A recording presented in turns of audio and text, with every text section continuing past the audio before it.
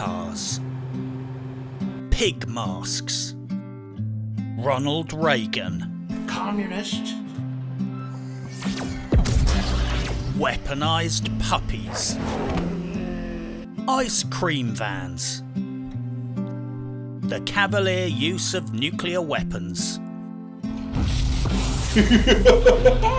hobos with shotguns, strong female protagonists. No, really, actual decent ones, done properly. Welcome to Wasteland 3. It's stranger than the inside of my head.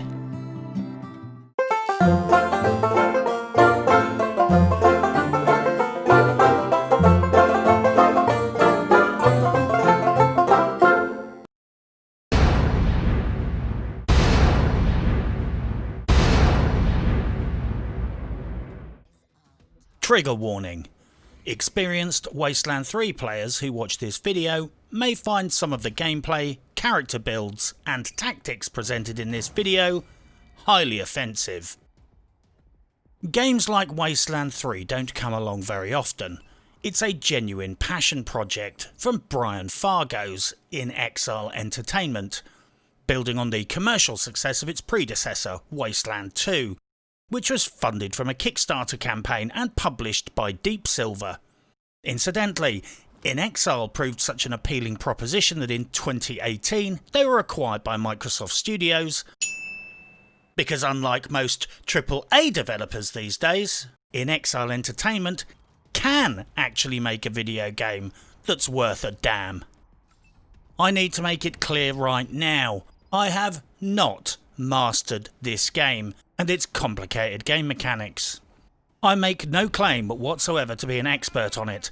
I also have no desire to hammer through the main questline in order to cap this game for the review, because frankly I'm having far too much fun playing it, and it's impossible to enjoy and savour the first playthrough of a video game twice.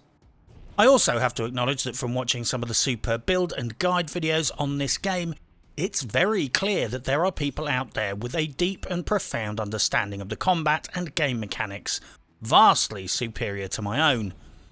So if you are one of those people and I come across like an incompetent semi-baffled turd juggler hurling my beloved squad faceplant first into combat, that is because that is precisely what I'm doing. And trust me, melee snipers are going to catch on one day. It's a thing now. I invented it. Unfortunately, this also means that with a heavy heart and sick feeling in my stomach, I have to acknowledge that some viewers may be disappointed by the lack of piss and vitriol in this review. As much as I enjoy shredding shitty anti-consumer video games, unfortunately, this is not one of those.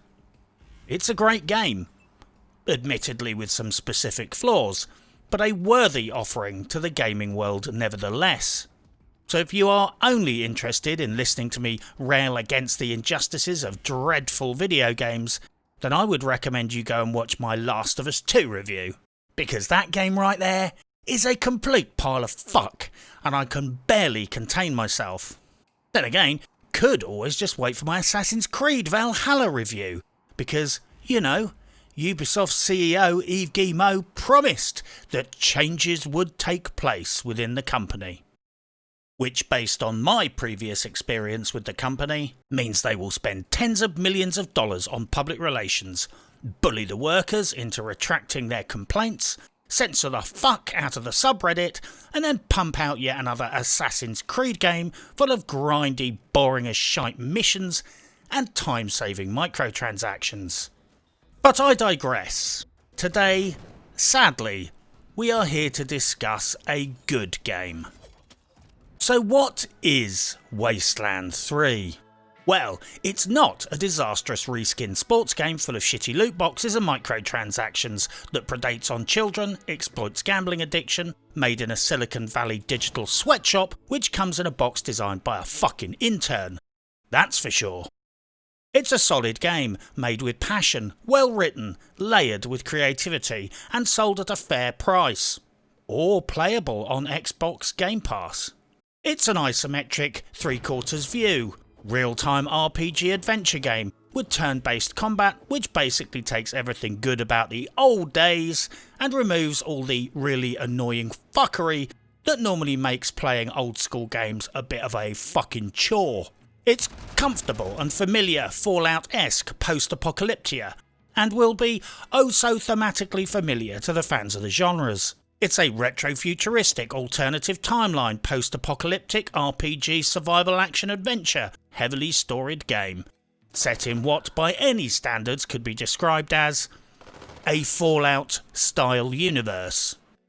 Read close enough to Fallout to be entirely familiar, but not so close that those litigating fucks at ZeniMax are going to try and sue anyone. Not that this really matters a fuck now Microsoft has also acquired ZeniMax, ergo acquired Bethesda, and they are probably too busy sweating about the fact that Microsoft is almost certainly mulling over whether Todd Howard and Pete Hines are more of an expensive liability than a benefit to the company. I called it here first. I can't avoid heading into trigger territory when mentioning the Fallout franchise, but anyone who enjoyed the first 2, or maybe 3, 4, 5, 6, or God forbid, all of the Fallout games will feel right at home in the Wasteland universe. Can you hear that screeching noise vaguely in the distance? That is someone getting triggered by my mentioning one or some of those games. Which is kind of funny really, because if anyone claims that the parasitic mobile fuck spew Fallout fucking Shelter should have been included in that list of video games, then you will hear me getting triggered as well. I will give some hardcore RPG fans a fucking aneurysm by saying this, but this game is everything I liked about old school Fallout, old school XCOM with modern quality of life functionality, combined with heavily textured retro pop culture references and with a well-written story world. A world where you have to balance the competing interests of duty, morality, and personal self-interest. Because, you know, sometimes it's just necessary to exterminate an entire faction of good guys, if it means you can get that unique rocket launcher right. We've all been there. There is a lot of video game history going on here. These are some of the guys behind Fallout 1 who have moved through the industry in various forms and ended up in Exile Studios. This is in fact one of the longest running video game odysseys that I am aware of. This game comes with a spectacular lineage. It's made by In Exile Entertainment, whose founder and CEO, Brian Fargo, is one of the few unsullied heroes of video game history.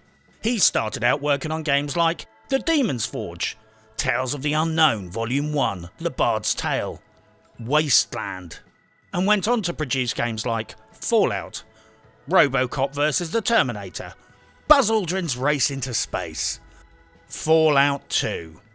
Then got bored with sitting around at home being rich and founded In Exile Entertainment and made The Bard's Tale, Line Rider, Hunted, The Demon's Forge, Wasteland 2, Torment, Tides of Numenera? The Bard's Tale 4, Barrows Deep. So yes, the important part of all of this is that he worked on Wasteland, Fallout 1, Fallout 2 and Wasteland 2, has been a video game writer, director and producer, and has been in the video game industry literally as long as there has been a video game industry. Wasteland 3 is basically the culmination of 40 years of industry experience, 30 years of post-apocalyptical video game experience, and 2 previous Wasteland games experience, 2 previous Fallout games experience, and frankly, it fucking shows. In Wasteland 3, you take charge of a squad of 4 rangers and 2 easily triggered hangers-on. Sorry, non-ranger companions, and you set off into the dangerous nuclear winter wonderland to try and leave your mark on the remnants of humanity for better or for worse. Do the bidding of your boss, wander off the reservation and blaze your own trail, or as is so often the case in life, pursue a compromise somewhere in between these competing goals. So what about the functionality and fuckery in this game?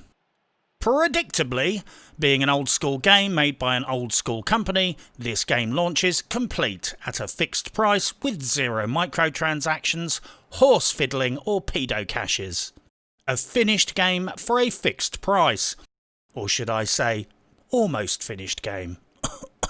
But we can talk about the bugs later.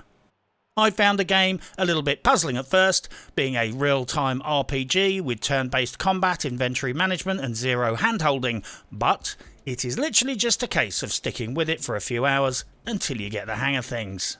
The interface is basically a very well-constructed machine with a few squeaky parts. Overall, I found it intuitive, well-ordered, self-teaching and included some brilliant functions and functionality. It does, however, have a few broken components. The group inventory, while slightly detracting from the realism, completely got rid of the exponentially compounding fuckery aspect of micromanaging 6 squad mates individually. And this is coming from someone that loves micromanagement, loves fucking around with squad-based inventory, and thought getting rid of weight limits and dumbing down the XCOM reboot was an act of sacrilege on par with riding a horse into a church, or basically every single thing about Fallout 76. And yes, I said it, the XCOM reboot is dumbed down for fuck's sake. As I've always said, new XCOM is checkers. Original XCOM is chess. And lo, a great triggering was triggered, and thus a great triggering was beheld. Look, I'm sure lots of people enjoy the new versions of XCOM, and that's a wonderful thing for you. But it is fundamentally not the same game as the original XCOM series, which was predominantly a resource management game. I mean, Snickers bars taste great, but they're not a patch on Belgian chocolate ice cream. Smeared on yourself. Despite my reservations and predictions, the squad shared inventory basically removes the bulk of unnecessary fuckery at the cost of a few ounces worth of reality. I guess in a way it's just removing the whole drop the item on the floor, get your other guy to pick it up annoyance, and visualising it into an interface. I would not have approved it if I was offered it in advance, but now it's here, because they didn't bother to ask my permission first, I've got very used to it. Thank you very much. Sadly, however, it wasn't entirely glitter and fucking unicorns. On the odd occasion, I did end up fumbling and not correctly backing out of actions, because hitting escape seems to always want to back you out into the menu, and in the heat of the moment, it's easy to forget whether it's left click or right click or click on the fucking ground, or what fucking cancels what.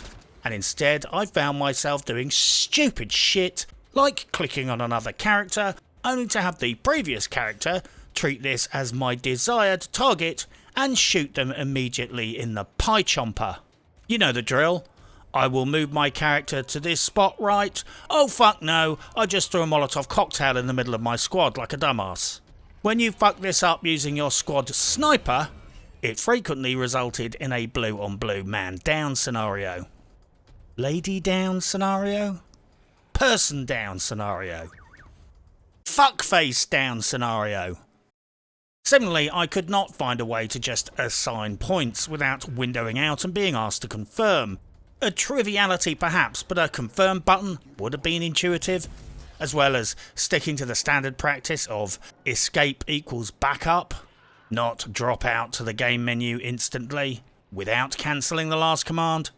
I am, however, prepared to give them the benefit of the doubt over this, because it's highly likely that this was me being a cretin. I'm the kind of guy who would lick a hand grenade to see if it tastes of sherbet, so it's not impossible that this interface confusion is an issue I need to deal with.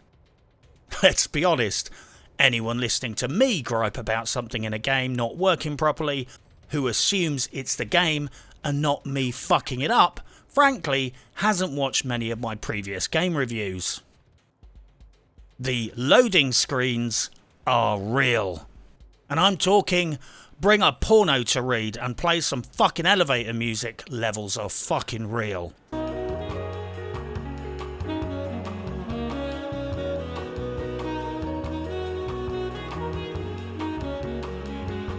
The whole game is pretty much instanced locations.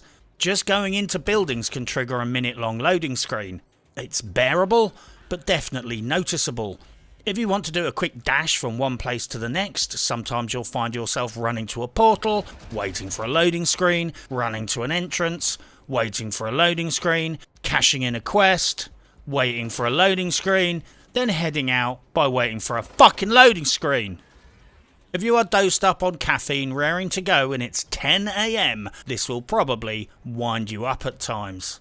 However, if you're just chilling out, sitting there drunk, halfway through a bottle of whiskey, and it's 10 AM, I reckon you won't give a shit. The pace at which you play the game will definitely throttle the enrage factor of the monumentally impressive and multitudinous loading screens. The non-Ranger party members seem a bit easily triggered.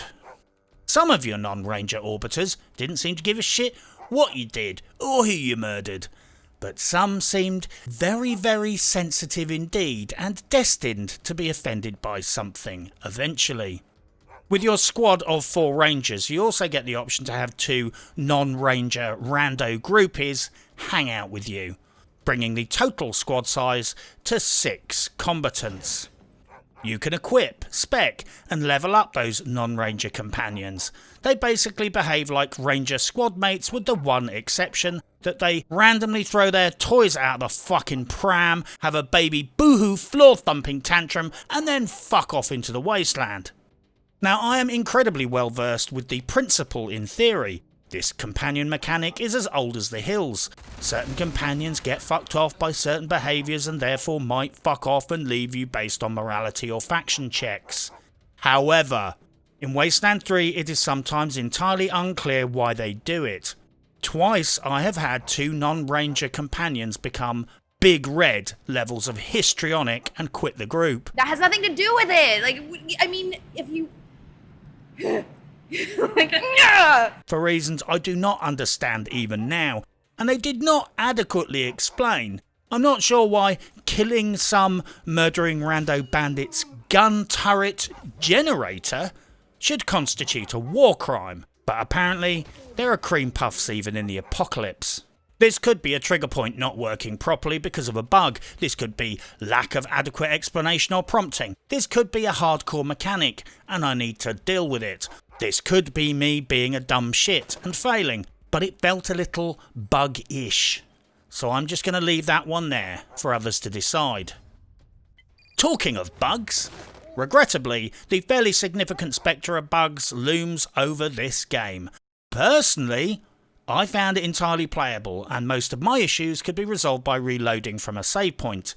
But I have literally heard some people complain bitterly about some of their experiences. I got into combat halfway up some stairs and the game became so discombobulated it didn't seem to know who was where, in which room, in line of sight, out of line of sight, behind cover, or even fucking in existence in this temporal realm.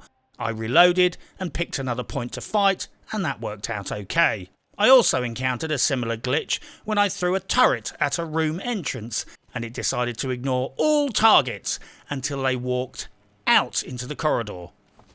Look, I spent hundreds of hours base building in Fallout 4. I'm completely comfortable working around hideous bugs and glitches.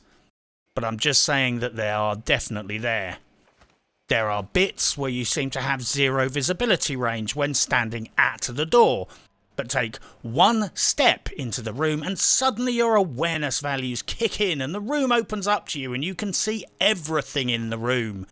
Step back 1 metre and suddenly the fog of war kicks back in. It's like your line of sight sometimes only calculates on a room by room zoned basis rather than by a more holistic range and line of sight principle. I guess it's a bit like an automatic light bulb that switches on when you walk into the room.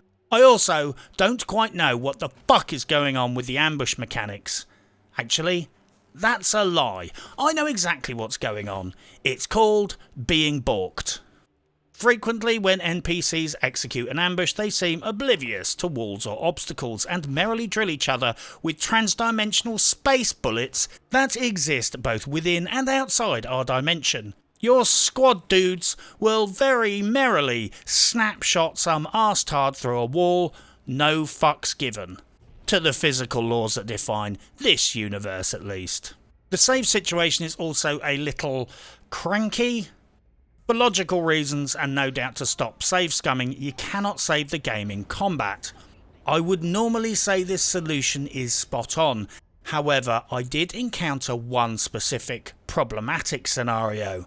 During one mission, I suddenly found myself right at the heart of a base where everyone had turned hostile. Because of patrols and chain pulling mobs, I could not get out of combat, so I couldn't save. I was forced to keep playing or abandon the whole battle. I got to the end, saved, and headed off to milk my hamsters. When I picked up the game again, for reasons I will never understand, my last save was before the fucking fight started, and I had to go all over again. This time around, I managed to get out of combat at one point, so I saved the game and decided to take a quick break and check on the hostages in the basement.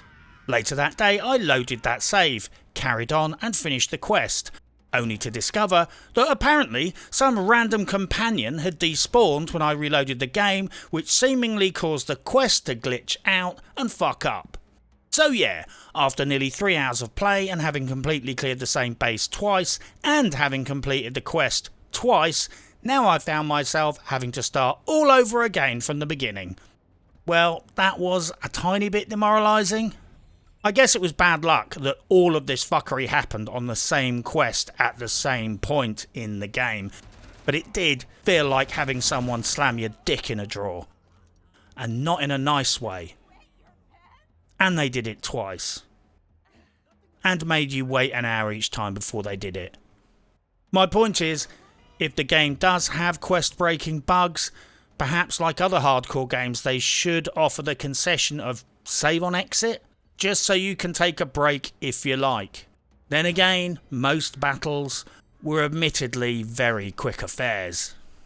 There are many other reported bugs which I hear other more expert players complain about, but right now my skill level is not nuanced enough to pick up on the finer subtleties of the problematic game mechanics. That's a posh way of saying if my gun goes pew pew and I can put on the special dildo hat, I usually assume everything is working as intended. So yeah, this game is currently in need of some desperate polishing and a couple of urgent patches. But it is entirely playable as long as you save carefully and regularly and don't mind squad mates 86ing people through fucking walls. The gun porn. The best way I can describe the gun porn in this game is this. It's just about as enjoyable as it can get, considering some of the howling inaccuracies and firearms nonsense you regularly encounter. It's got the shotgun fallacy, nonsense calibers, ridiculous nerfed per shot damage to balance weapons, magazine upgrades that increase capacity for revolvers, 50 caliber light machine guns. You name it, it probably gets it wrong at some point. Yeah, I'm going to go out on a limb here and speculate that Wasteland 3 will not be replacing America's Army or Arma 3 as the go-to milsim for virtual combat training anytime soon. And before anyone says, but 21 kiloton, it's an alternative timeline future. Well, if that's the defence, why are they running around using contemporary calibers in contemporary guns, some of which date back to the 19th century? The gun porn in this game is a double-edged sword. The pros are, weapons are imaginative and purdy looking. The weapons have great descriptions and flavour. In the context of the game, they are satisfying to use. They make nice boom boom noises. Some make very nice boom boom noises. The cons, however, are almost complete ammo discombobulation, automatic fire, nonsense nerfing. I did not find a trail rifle for fuck's sake. 38 caliber packing the same punch as a 357 round. 5.56mm rifles packing more punch than 7.62mm rifles. 9mm Colt 1911 A1s. And dear fucking lord, I just googled that and discovered that 9mm 1911s actually exist. Ah! Make the gunsmith stop! Look, 38 calibers might fit in the same chamber as a 357 round, but it ain't the same fucking bullet. It's bizarrely overpowered in this game. There's a video of a woman in a shopping mall being hit by a stray 38 round from a shooting incident across the street. She didn't even immediately know she'd been shot and thought she'd been stung by something and carried on shopping with her family. I'm sure a 38 can be very effective at close range with the right kind of gun, but holy shit, if someone had hit her from the same distance with a 44 Magnum, she would have known about it. Christ, the people around her would have known about it. 44 Magnum? Remember that caliber? That should be fired by the 44 Desert Eagle, incidentally? They also committed the hideous crime of nerfing the per bullet damage of automatic fire weapons. I'm very sorry, but when you take an M4 assault rifle and put it on full auto, the bullet cases don't shrink, the barrel doesn't spring a gas leak, and the laws of physics don't literally melt in front of your fucking eyes. If you want to balance automatic weapons, nerf accuracy on full auto. Because that is the reason people don't run around hip firing assault rifles on full automatic in real life. Well, unless you're doing a jihadi squat and intent on missing everything apart from the goats and a few passing civilians.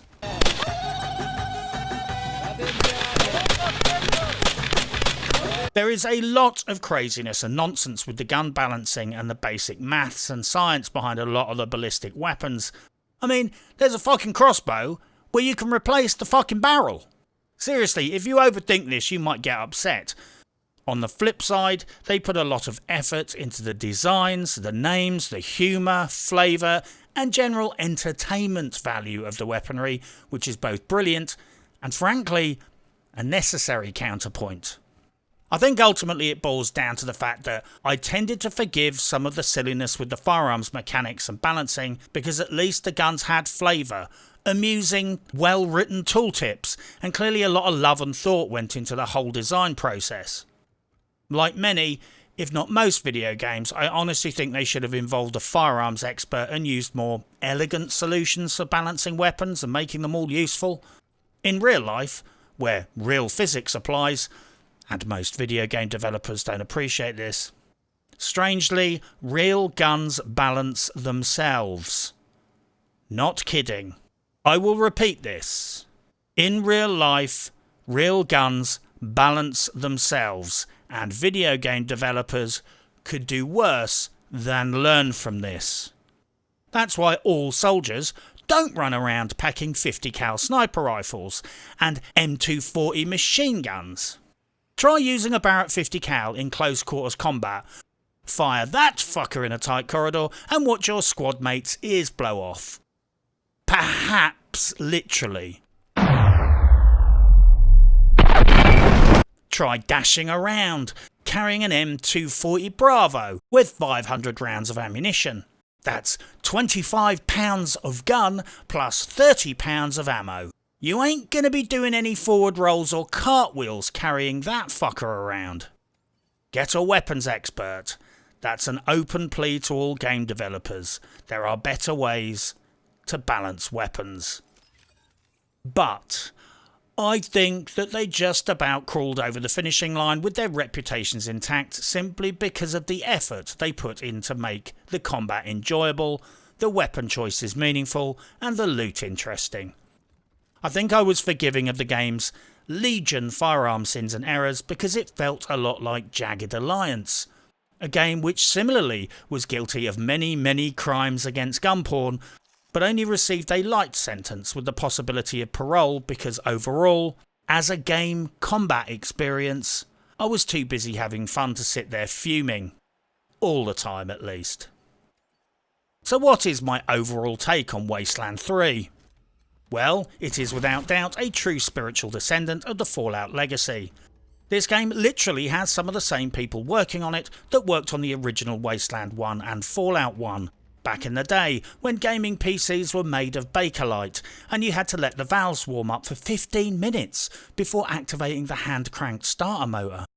So yeah, If you like isometric RPGs set in a post-apocalyptical Colorado, I'm going to take a wild fucking punt here and say you probably already know more about Wasteland 3 than me. A lot of the intensity and enjoyment in this game won't be conveyed in the game footage. Watching isometric gameplay and turn-based combat completely fails to portray the emotional investment you might have in your squad members, the dire straits the team might be in, or the urgency of the mission. It's like watching Garry Kasparov play Deep Blue. If you're an expert chess player, you will know what is at stake and it will be exciting to watch. If not, it will be like watching one arrogant arsehole with an even duller arsehole from IBM. You know IBM, right? Those awfully nice fellas that still claim that technically they did not directly provide all that logistical support to Hitler. Anyway, my point is that the gameplay doesn't do the game justice, and I can't play the music because of YouTube bots. But trust me, just like the Kasparov match, this arrogant arsehole was definitely fully immersed and invested. But despite a bit of a slow, uninspired, slightly confused start, after a while I became obsessively drawn into the game. The RP character creation was excellent. The specialisation and customisable options for your squad members is deep and goes far beyond adjusting their visual appearance. As you learn more about the game, you start to appreciate that you have to make some hard choices about what role your character is going to fulfil within the context of the squad. There is 0 point in having 4 guys all good at lockpicking and out of combat skill. You are never going to find yourself in the middle of a raging gun battle, bullets flying, your locksmith is down and bleeding out, and suddenly thinking to yourself, oh, I wish I had a second lock-picking guy so I could go and steal the contents of that footlocker. There might be some combat essential athlete's foot powder and a porno in there. No. Specialisation and optimisation is the horse that wins the donkey race. There are a few notable exceptions to this depending on personal preference. I found that having at least basic medical skills on every player was bloody useful in a tight spot. Just 3 points means you can use most basic medical shite. Having at least basic animal whisperer meant you could at least recruit the odd rando passing stray animal. You will probably get them all killed quickly enough, but at least they provide a decent distraction and draw enemy fire. Although at high level, I once saw Bambi fuck up a mini-boss. Not even kidding. They weaponised Bambi. Similarly, having a few points in a secondary weapon or in melee or brawling at least means that if you run dry on ammo, they can at least equip something else without being entirely penalised into the ground. The inventory system is basically how you kit out your character needs to fit the role you expect them to fulfill. This part is fairly self-explanatory to most intelligent people, or indeed anyone who has played a video game that's not exclusively on mobile. The squad inventory is shared, but the weapon and armour you choose for your character will, or at least should, be catered to their role. You know, if they're a sniper, you might want to consider giving them a sniper rifle, and gear with plus crit and plus dam on it. If they are a melee guy, storming into the fight, tough armour and perhaps a bit of mitigation might come in handy. It's a fucking video game. You don't need me to explain how loot works. Hopefully. You also have attributes to assign. Your core attributes like strength, speed, coordination and luck are another layer to the character building and form the basis of your relative success or inadequacies. You also have quirks, which are kind of a trade-off perk where you usually improve one area at the expense of another. You also get to assign skill points. Is your character going to be a sniper or a heavy gunner, a diplomat or a medic? Will they have melee skills or explosive skills? Well, I will tell you right now, you can't be an expert on everything, so you need to ultimately pick a primary weapon and a skill set like mechanic, first aid, lockpicking, toaster repair, or whatever. Having one squad member at high level lockpicking is always useful. Having everyone at level 1 is pitiful. Hard choices need to be made and you need to stop and think about what you are doing. Luckily, there is a mouse over tooltip above the skills which show other squad mates' level. This really helps to highlight deficits and avoid duplication. In fact, I will flag this one up because it's such a clever design feature. When you're assigning points in any skill, you can see exactly how many other squad mates have that skill and at what level. This has probably saved me fucking up my character leveling more times than I can count. Layered on top of all of these choices are a matrix of perks that become unlockable based on your previous choices. You know the drill. If your dude or cyborgette is a frontline facefucker, the perk that adds constitution might be a must-have. But on a sniper, who gives a fuck? If your sniper is getting hit by enemy fire, then they are most likely standing too close to the combat. As you level up, the points you get to spend are hard-earned, sparse, and you have to invest them wisely. What's worse is that you get diminishing returns. Getting small arms to 3 will only cost you 3 points, but very quickly it starts costing you 3 or 4 points to increase it 1 level. I guess that's why you should save your skill books till later. It's all about those hard choices. That shit that lots of games claim to force you into making, but often don't. I would suggest you don't immediately use all of your points and keep some in reserve. The game will coach you about your deficits quickly enough. You might come across a locked door or some other shenanigans that requires a skill check. Having a few points stored up can sometimes get you out of that tight hole. This said, there's usually more than one way to solve any puzzle in this game. That's a clue. The RPG aspect is real. I remember once discussing the RPG elements of Fallout New Vegas with a hardcore PvPer and them casually replying, "Oh yeah, I remember that game. I just got an auto shotty and gunned my way through that game in a few days." I was fucking mortified. Having sunk a 4-figure number of hours into that game, I was appalled by this sacrilege. But what he did was at least possible. In Wasteland 3, however, it really shifts the emphasis deeply into your character choices. Because of the environmental and supply limitations, you almost immediately realise that having characters in your team that can pick locks, win verbal encounters and hotwire shit is frankly more important than pure combat skills alone. Similarly, I normally never go melee in this type of game, but the sheer lack of ammo and tight geography of some of the fights meant that having one heavily armoured dumbfuck with a big lead pipe and a large bag of crazy dashing around the battlefield frequently conserved ammo, saved lives, and during extreme CQB was as effective as any other tactic. With so many niche skills that can enhance the group's experience, you quickly find yourself diverging with your characters.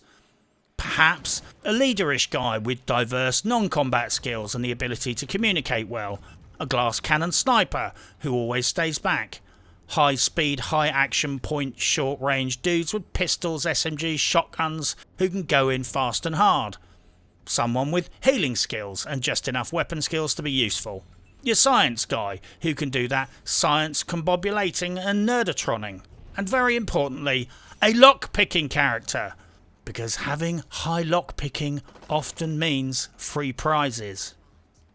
As I said that, I realised that I was basically describing a classic Star Trek away team composition, and I guess that's for a reason.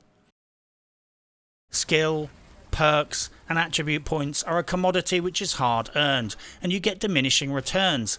Getting a well-skilled, all-round balanced character is a long-term project, so in the short and medium term it's better to have a team of specialists making your tough choices and play to the strengths of the team. There are no Mary fucking Sues in this Colorado. Each character in the squad needs to have a use and be good with one type of weapon and have at least one useful skill. The best way I can put it is this: if you make a squad of well-rounded rangers who all have average assault rifle and sniper skills, and your points spread out equally across all of the other talents like lockpicking, weird science, nerd stuff, mechanics, hard ass, etc., your team will be a fucking nightmare. Your squad will basically be slightly better than very shit at every important skill. They will not have high enough skill in anything to pass skill checks or unlock stuff, so they will effectively be completely ineffective bumblefucks.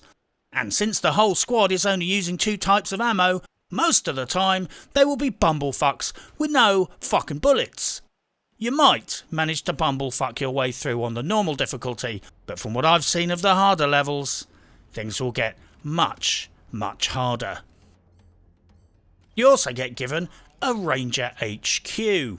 On top of all the other character and squad dynamics, you also get to play Doll's House with your very own OG XCOM style base of operations. I mean Ranger HQ. As you proceed through the game, you unlock more shit back at home base, eventually rewarding yourself with the well-tested video game formula of free shit, discounted vendors, a little dress-up Barbie station, chums, your very own barber surgeon to cure your video game syphilis free of charge, and much, much more. It's frankly a delight, and it greases the wheels of personal investment and feelings of achievement.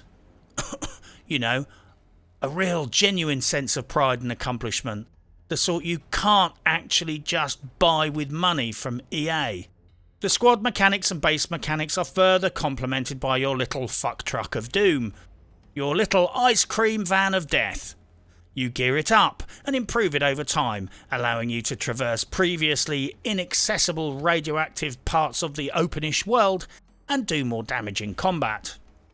The drive around minigame is fun. You have an armoured snowmobile that you pootle around in to explore the world map. It's a bit contrived maybe, because it's not really an open world. It's more of a reasonably sized map of instant locations, punctuated by set piece and random encounters. But nevertheless, it's alright. I liked it. On its own, it's not a deal maker or a deal breaker, but the fucking around in your truck shenanigans is a bit like the peanut butter in a baked bean, fried egg, mushroom Dorito, chili sauce and pickled beetroot sandwich. It makes a subtle but valued contribution to the entirety of the admittedly strange flavour profile. And the fuck truck also parks at the start area of certain missions, so you can frequently rely on its rather impressive firepower at the start of a scrap. At least while it's in range, that is. This is the kind of game where it really clicks when you get emotionally invested in your crew, and the deep character creation and team synergy, base and vehicle tomfoolery serve to mentally draw you in until you become genuinely invested in your little pixelated squad of maniacs. The game world is finely crafted, clearly poured over, and they try and put meaning, humour or cultural reference into nearly every damn encounter or conversation. It's like the writers from Red Dwarf, Monty Python, The Onion, TV Go Home, 2000 AD, a cynical drunken historian of 1980s culture and politics, and several stand-up comedians gave every aspect of the game a tinker and tried to leave at least one of their marks on everything in Wasteland 3. And when I say stand-up comedians, I mean good ones, the sort that get banned from places, not these safe, sterile, woke bullshit merchants you see on Comedy Central these days, complaining that all men is shit and saying stuff about their vaginas. I'm sure any of the creatives or writers will probably be mortified by my description, but you know, I don't read off a list of talking points, so I can only do my best when I'm fawning over a game. The humour and attention to creative detail is suffused into the whole game. Within the space of a matter of minutes, I encountered explosive weaponised pigs, including lipstick. No, literally, I'm talking full makeup here, not half-assed lipstick on a pig. I saw a reference to Oppenheimer whilst checking out the weaponry, and a squad wipe reference. I then immediately went to a post-apocalyptic video game museum, where there were sly digs at the history of gaming, and a fortune-telling machine which gave you a better prediction if you paid with premium credits. Then I went to meet the local boss man, who was dressed up like a vampire, and set up his office in a children's creche. The game gets pretty fucking bizarre. Pun deliberately intended. Don't even get me started on the Ronald Reagan, Max Headroom and video game industry lampooning I stumbled into as I proceeded through the game. The writers and creative artists on this game did not slouch. If there is a thing in the game, then someone tried to put some humour, history or reference on it. The story writing and world building synergise brilliantly. The writing is also done in sharp, concise fashion. You don't have those RPG dull moments where you have to skim through large text boxes or read long passages. This game is tight and to the point. Mark Twain once said, "I'm sorry I didn't have time to write you a short letter, so I wrote you a long one instead." The point he was making is that editorially tight, punchy and concise writing is hard to do and requires time, effort and discipline. In this regard, In Exile have fucking excelled. It's all fully voiced, well animated and funny. Some of the characters are especially noteworthy and many sly digs at convention, hypocrisy and ideology were taken. It's got that Fallout / Wasteland / Red Dwarf kind of comfortable humour embedded throughout what you experience. What can I say? It's funny, effortless and entertaining, exploring the lore and the game world. I will put my cards on the table here. When I try and play Fallout 1 and 2, I find the lack of virtually any quality of life mechanics slightly tiresome. When Firaxis decided to modernise XCOM, however, I personally thought they fucked it up. They didn't just modify it, they dumbed it down. They practically made it a tabletop version of Call of Duty. In fact, I think mechanically it was far less sophisticated than that. I think Wasteland 3 did a superb job of adding quality of life and functionality without dumbing down the game. They managed to maintain the complexity of builds, loadouts and complementary squad mechanics and resource management, but removed the fuckery. I don't miss getting two squad members to stand next to each other so I can drop half their kit on the ground, so I can swap a giant pile of shite between two different inventory bags, only to then discover that one of them can't carry it because they've already carrying too much. Wasteland 3 improves on all the smart stuff and gets rid of lots of fuckery, and the result is a profoundly engaging experience. And this is just the mechanics of the game. The story and world building is a whole other layer of excellence and humour on top.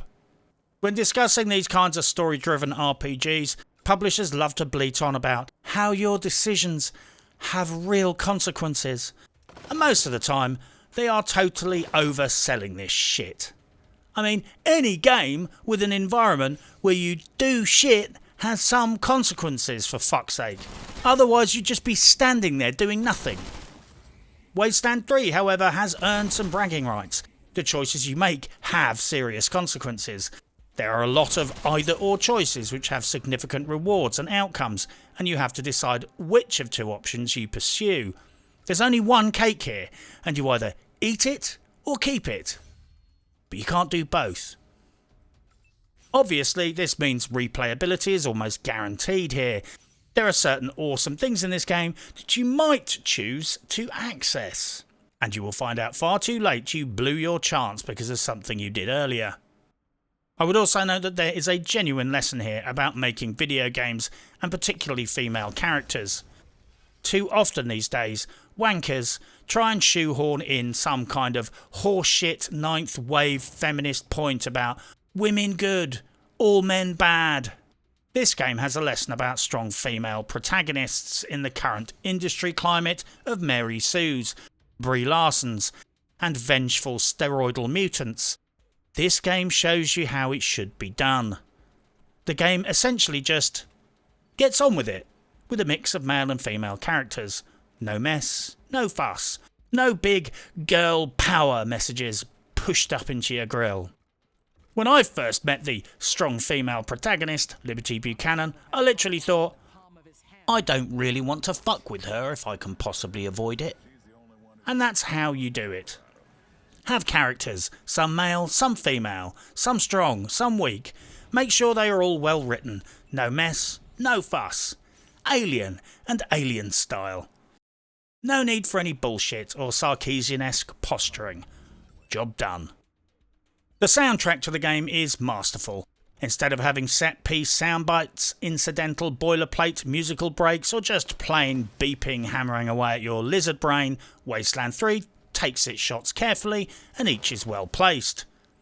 The game's music functions more like a movie soundtrack than a typical video game background track list, and that is for a very good reason.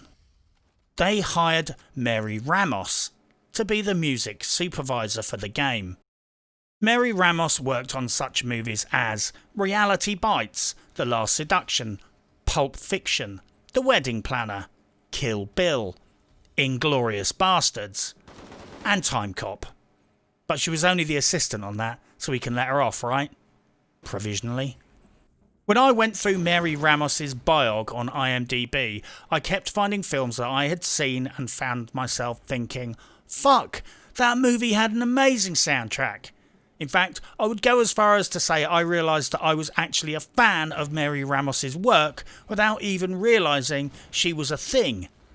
Fuck, I was a fan without even realising that you could be a fan of whatever a music supervisor does. I literally fucking own the original soundtracks for 3 of her films. 4 if you include Time Cop. But I tuck it in and hide it behind my pornos. So yes, Quentin Tarantino seems to like her skills, and there is an irony here. Quentin Tarantino movies are renowned for their soundtracks, and Quentin Tarantino is often credited for these brilliant artistic and creative choices. I'm going to do more research on this, but frankly, I think Mary Ramos is the unsung hero of more movies than I appreciated. Not often heavily featured, but frequently on point, the soundtrack does its work well. The music during one particular battle was epic movie-like in its perfect resonance with the action. It was this Leonard Cohen-ish style ballad. You know the type, the kind of music that perfectly balances uplifting spirituals, melodic rhythm and death, somehow all at the same time. So it ends up coming off as being ironic, funny and encapsulating the folly of war and life. Like a semi-upbeat song at a funeral. Kind of optimistic, but nevertheless, at a funeral. Go and listen to a few Leonard Cohen albums. He can explain it by example much better than me. God rest his beautiful, gravelly soul. The soundtrack overall is superb and even includes a track from Keanu fucking Reeves. Well, actually, it's the track Keanu Reeves by Logic. I would play you a short clip, but unfortunately, YouTube's broken copyright system would almost certainly hit me with a copyright strike because AI Skynet bots neither understand nor care about fair use. And neither does YouTube, really. I would note, however, that Brian Fargo and Mary Ramos did do their best to acquire rights to stream the game on certain platforms. I ain't giving any more details about it than that, because if I get them wrong, you might get a copyright strike.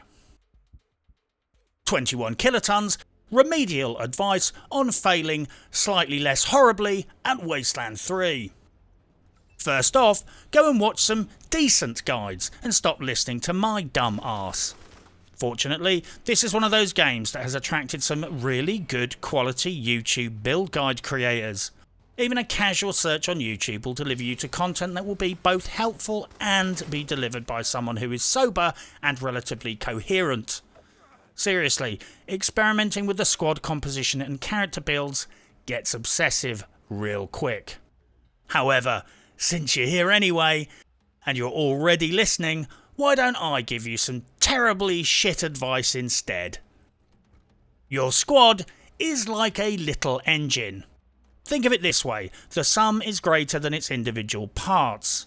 The squad as a whole needs a certain skill set. Barter, explosives, nerd stuff, lockpicking, first aid, etc. Whilst creating an individual super soldier is great and all, creating a synergistic squad is precisely where the winning happens.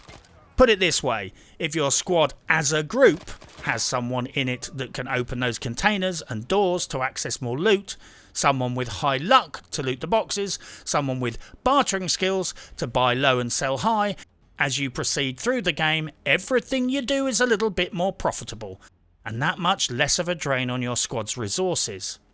There is a tipping point where your group as a whole is in profit and improving, and below which you're in deficit. And you will struggle to proceed because you are constantly running low on ammo, low on med packs, low on gun turrets, all that good stuff that can turn a hard fight into an easy fight. Get your team to function well as a unit. Think about it as a unit, or you will find yourself having to abort certain sorties because you are fuck out of med packs and ammo and need to go and regroup and restock. Luck is a very powerful stat. If history has taught us one thing, it is that luck trumps lots of other sensible stuff like hard work, skill, ability and perseverance. Seriously, just look around you. The evidence is everywhere. Do you want to win a gold medal in ice skating? All you need to do is show up, know how to basically skate a bit, and have Stephen Bradbury's luck. There he goes. Want to get super rich? Do what Stuart Powell did. Drive a lorry and then fuck up buying your lottery ticket on Saturday, so you go and get one for Tuesday's draw instead. Winning. And, for the record, that's the second time that fucker's won. There was even one occasion where luck touched my life in a way that left me feeling, frankly, blessed. I was just about to listen to Brie Larson's album, Finally Out of PE, when I accidentally electrocuted myself, was blown out of the window, landed in the road outside my house, and a truck ran over my fucking head. All of which is a small price to pay compared to listening to a whole Brie Larson album.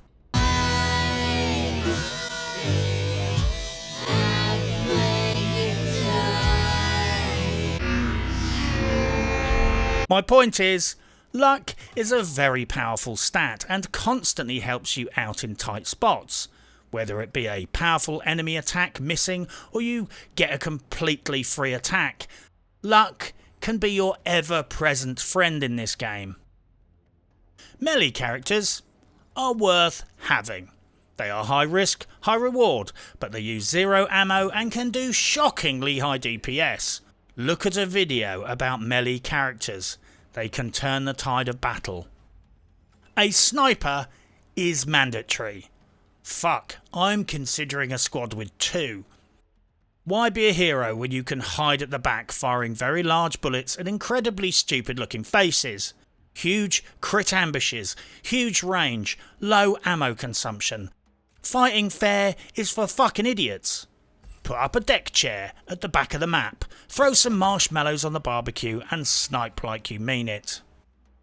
Animal Whisperer is useful.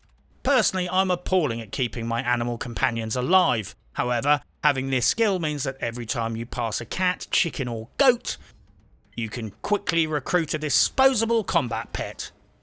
You know how irresponsible parents buy their kids puppies at Christmas and then dump them at the animal shelter in February when they finally realise that owning a little shitting, sofa shredding puppy that constantly needs food and attention is a really horribly shit deal?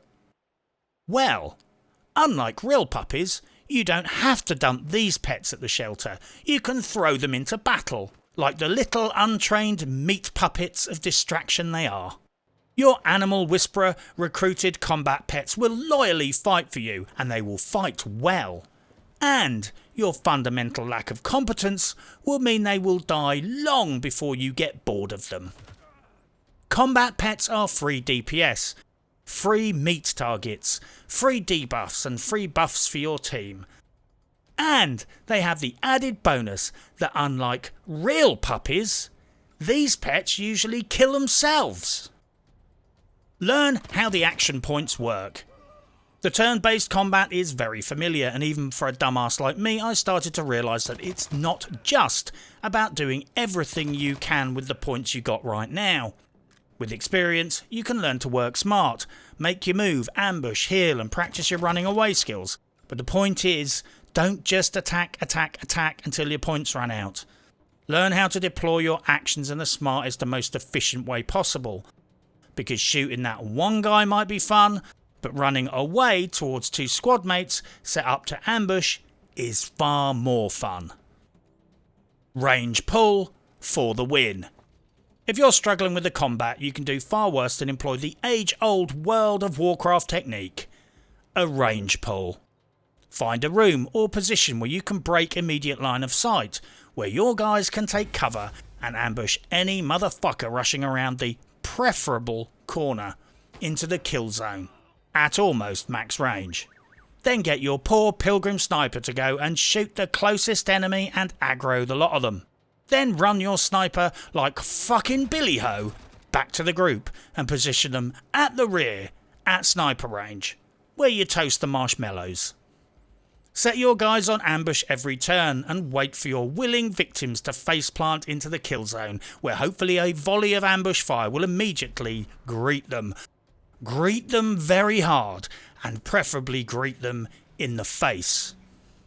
It's not noble, sophisticated, or particularly skillful, but it works, and it's better than face planting into their guys and getting bum rushed by dudes lobbing grenades and spamming flamethrowers.